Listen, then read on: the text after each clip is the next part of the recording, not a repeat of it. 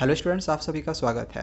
आज की इस वीडियो में हम ज्योग्राफी से इंपॉर्टेंट क्वेश्चंस को देखेंगे जो कि आपके सीपीएसई टर्म 2 एग्जामिनेशन में 100% कन्फर्म्ड है कि क्वेश्चंस यहीं से आएगा, इससे आउट क्वेश्चन आपका बिल्कुल भी नहीं जाएगा। हिस्ट्री से मैंने ऑलरेडी इंपॉर्टेंट क्वेश्चंस का वीडियो बनाया हुआ है जो कि आपके एग्जामिनेशन में आएंगे। अगर आपको देखना होगा तो डिस्क्रिप्शन पर आप लोग को लिंक मिल जाएगा, आप जाके देख सकते हो। तो चलिए अब हम ज्योग्राफी के क्वेश्चंस को देखते हैं और सारे क्वेश्चंस को समझते हैं। पहले कुछ इंपॉर्टेंट जानकारियां मैं आप लोग को देखना चाहूँगा कि ज्योग्राफी से आपके एग्जामिनेशन में 4 क्वेश्चन आएगा, जिसमें से एक क्वेश्चन आपका मैप में रहेगा। एक्चुअली में वो एक क्वेश्चन नहीं रहेगा, 2 क्वेश्चन रहेगा, यानी 2 मार्क्स में आपका मैप में क्वेश्चन होगा, ठीक है, एक एक नंबर का। इसके बाद 2-2 मार्क्स करके 2 क्वेश्चन दिए हुए रहेंगे और एक क्वेश्चन आपका केस स्टडी में रहेगा, ठीक है। तो इस तरह से टोटल 10 मार्क्स का आपका ज्योग्राफी से पूछा जा रहा है। तो क्वेश्चन कौन कौन से रहेगा, तो देखिए यहाँ पे एक क्वेश्चन हमने जो लिया हुआ है ये सीबीएसई सैम्पल पेपर का लिया हुआ है, ठीक है। एक क्वेश्चन आपका जो रहेगा वो डेटा से रिलेटेड रहेगा, ठीक है। अब एग्जैक्ट कौन सा डेटा देगा ये कहना मुश्किल है या इसको गेस कर पाना पॉसिबल नहीं है। सो कोई भी अगर डेटा वाला क्वेश्चन होगा तो आप वो कैसे बनाओगे, तो अगर ये आपको पता होगा तो कोई भी क्वेश्चन रहे आप उसको सॉल्व कर सकते हो।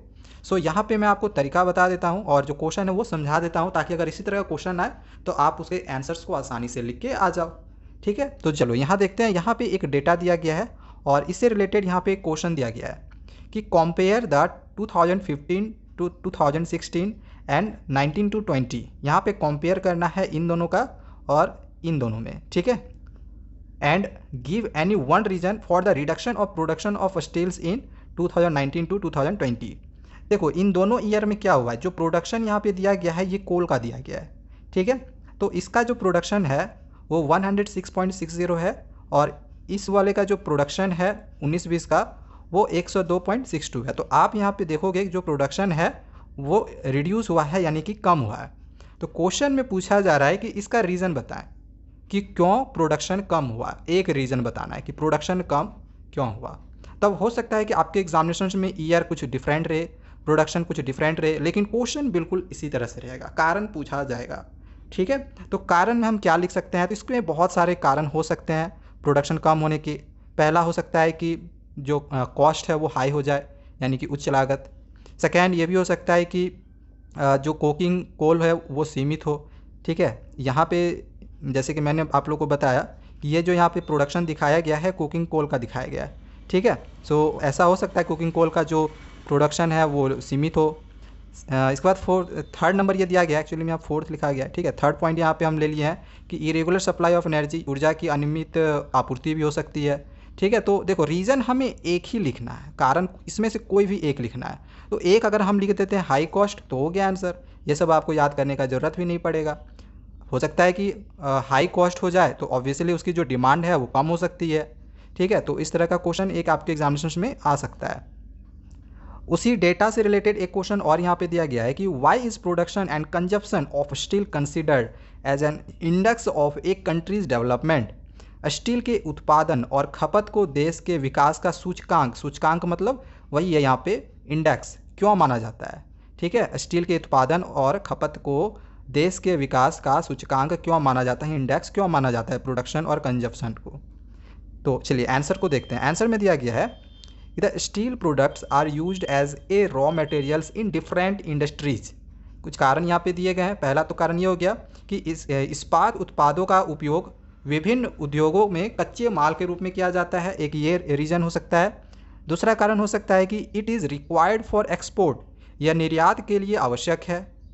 थर्ड है it provides machinery for ensuring countries growth, यह देश के विकास को सुनिश्चित करने के लिए मशीनरी प्रदान करता है। तो यहाँ पे 3 कारण दिए गए हैं, ठीक है। तो अगर आपका ये 2 मार्क्स में आता है, ठीक है, तो आप 2 पॉइंट लिखोगे। अगर एक रीज़न पूछा जाता है तो इनमें से कोई एक ही लिखोगे, ठीक है। ज़रूरी नहीं कि सारा का सारा आप लोग को लिखना है, ठीक है।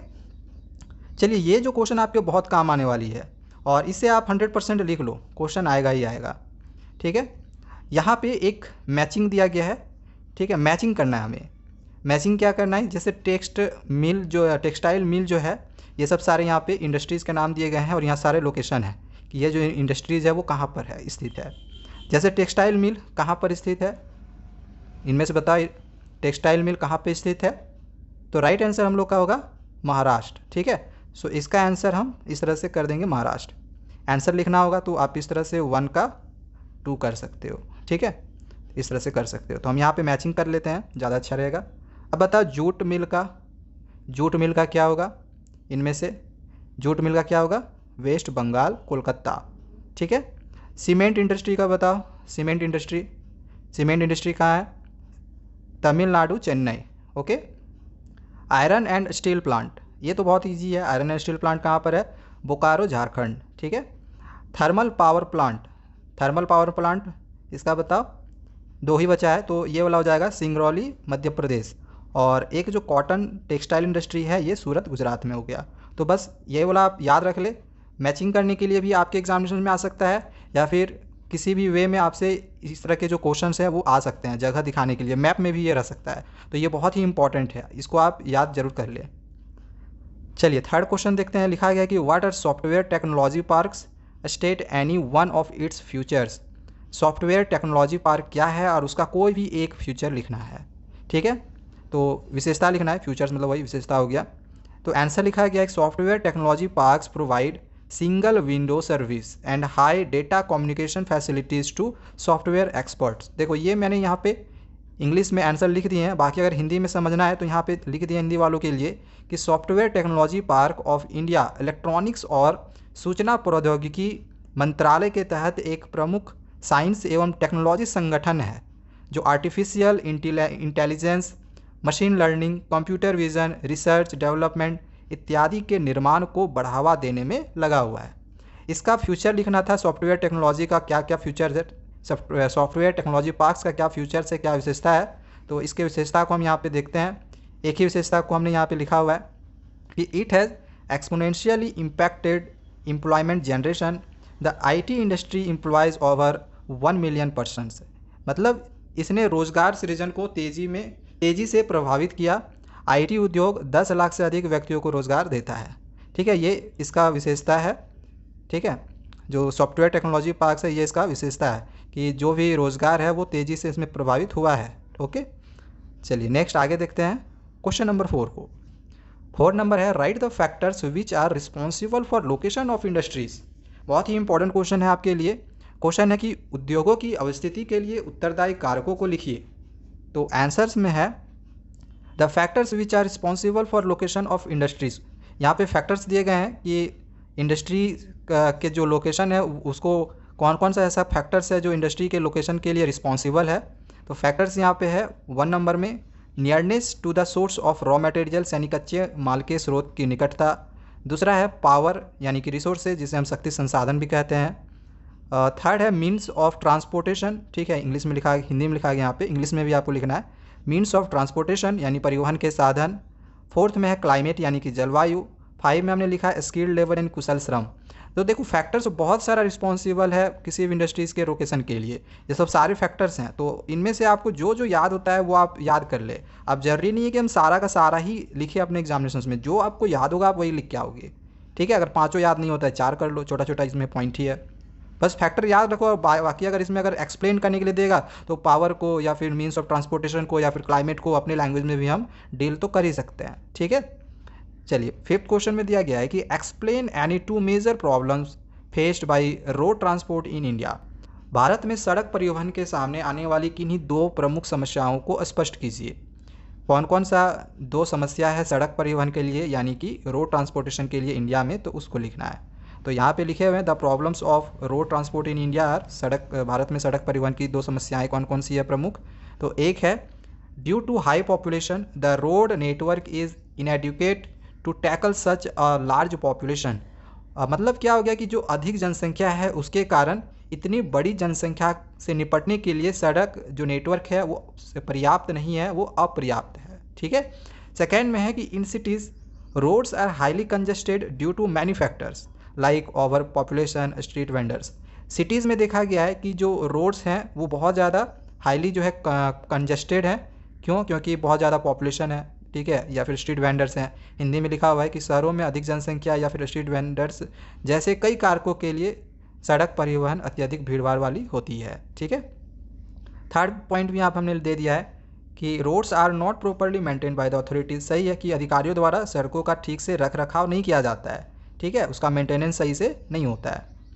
नेक्स्ट आगे क्वेश्चन नंबर 6 है कि define the term trade, mention the two components of trade. ये भी बहुत ही इंपॉर्टेंट क्वेश्चन है कि व्यापार शब्द को परिभाषित कीजिए और व्यापार के दो घटकों का उल्लेख कीजिए। ठीक है, कौन कौन सा दो कंपोनेंट है ट्रेड का। तो आंसर में the exchange of goods among people, states and countries is referred to as trade. तो ट्रेड का यहाँ पे हमने डेफिनेशन लिख लिया है क्या होता है। तो इसका देखो यहाँ पे डेफिनेशन हिंदी में अगर हम बात करें तो लोगों, राज्यों और देशों के बीच वस्तुओं के आदान प्रदान को व्यापार कहा जाता है। आगे इसमें imports and exports are two components of trade हमने लिखा है कि इसका जो कंपोनेंट है कौन कौन सा कंपोनेंट है। तो इंपोर्ट्स और एक्सपोर्ट्स है कंपोनेंट ट्रेड का। इंपोर्ट एंड एक्सपोर्ट्स कंपोनेंट हो गया ट्रेड का। ठीक है, जिसे आयात और निर्यात कहते हैं हिंदी में। आयात और निर्यात व्यापार के दो घटक हो गए। नेक्स्ट क्वेश्चन है what is pipeline transportation, mention one merit and demerit of this type of transportation. Question है पाइपलाइन परिवहन क्या है, यानी कि पाइपलाइन ट्रांसपोर्टेशन क्या है। इस प्रकार के परिवहन के एक गुण और दोष को लिखना है, मतलब एक मेरिट को लिखना है पाइपलाइन ट्रांसपोर्टेशन का और एक डीमेरिट्स को लिखना है। तो पाइपलाइन ट्रांसपोर्टेशन क्या है, तो आंसर में दिया गया है कि pipeline transportation is a method of transportation which involves movement of solid, liquid और gases products over long distances through pipelines. तो हिंदी में समझते हैं इसको। लिखा गया है कि पाइपलाइन परिवहन का एक तरीका है जिसमें पाइपलाइनों से के माध्यम से दूरी पर ठोस, सरल या गैसीय उत्पादों की आवाजाही शामिल है। इसके यहाँ पे गुण लिखे हुए हैं, यानी कि मेरिट्स में फर्स्ट है कि useful in transporting liquids and solid slurry from far away locations, यानी दूर के स्थानों से तरल पदार्थ और ठोस घोल के परिवहन में ये उपयोगी होता है। दूसरा है कि it rules out transshipment losses और delays, hence they are quicker. यह ट्रांसशिपमेंट नुकसान या देरी को नियंत्रित करता है, इसलिए वे जल्दी होते हैं। ठीक है, अच्छा डीमेरिट क्या है, अवगुण क्या है। तो initial cost of laying this pipelines is high, यानी कि इन पाइपलाइनों को शुरू में बिछाने के लिए बहुत ज़्यादा पैसों की ज़रूरत होती है। ठीक है, सेकेंड है पाइपलाइंस माइट बर्स्ट और हैव लीकेज वाइल ट्रांसपोर्टिंग। ठीक है, तो ऐसा भी हो सकता है कि परिवहन के दौरान पाइपलाइन फट भी सकती है या उससे रिसाव भी हो सकता है। तो ये दो यहाँ पे डीमेरिट्स हो गए।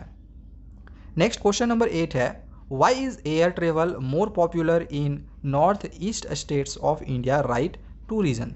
भारत के उत्तर पूर्व राज्यों में हवाई यात्रा अधिक लोकप्रिय क्यों है, इसके दो कारण लिखना है।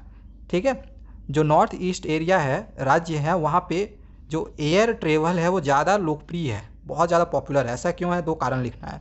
तो आंसर है कि air transport is considered as an important means of transport in the north eastern part of our country because, इसमें कारण दिया गया है कि हमारे देश के उत्तर पूर्वी भाग में वायु परिवहन और परिवहन का एक महत्वपूर्ण साधन माना जाता है, क्योंकि फर्स्ट है कि presence of big rivers like Brahmaputra in the north west makes it difficult to construct road and railways और airways are the most useful in such situations.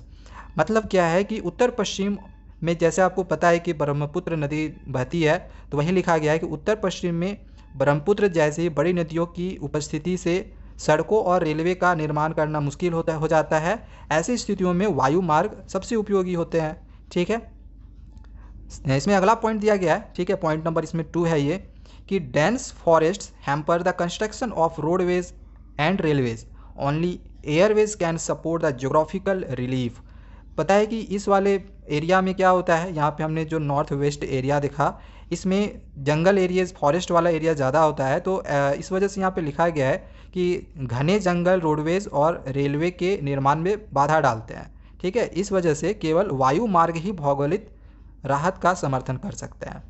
अगला इसमें पॉइंट नंबर हमने 3 दिया है कि international borders of Bangladesh, Myanmar, China ETC can be easily travelled by Airways. हम इन जगहों पे जैसे चाहे बांग्लादेश है, म्यांमार है, चीन आदि की अंतर्राष्ट्रीय सीमाओं तक आसानी से हवाई मार्ग से यात्रा की जा सकती है। तो यहाँ पे कुछ कारण दिए गए थे। तो जितने क्वेश्चंस आप लोग को मैंने बताए हैं, ओनली 8 क्वेश्चन हैं। आप इसको बस करके चले जाओ, आपके क्वेश्चंस यहीं से आने हैं, 100% की गारंटी है। इसे क्वेश्चन आउट आपका बिल्कुल भी नहीं जाएगा। नेक्स्ट वीडियो में और भी जो भी चीज़ें इंपॉर्टेंट होंगी वो मैं आप लोग को बताते रहूँगा। चैनल को आप सब्सक्राइब करके जरूर रखें। Thank you.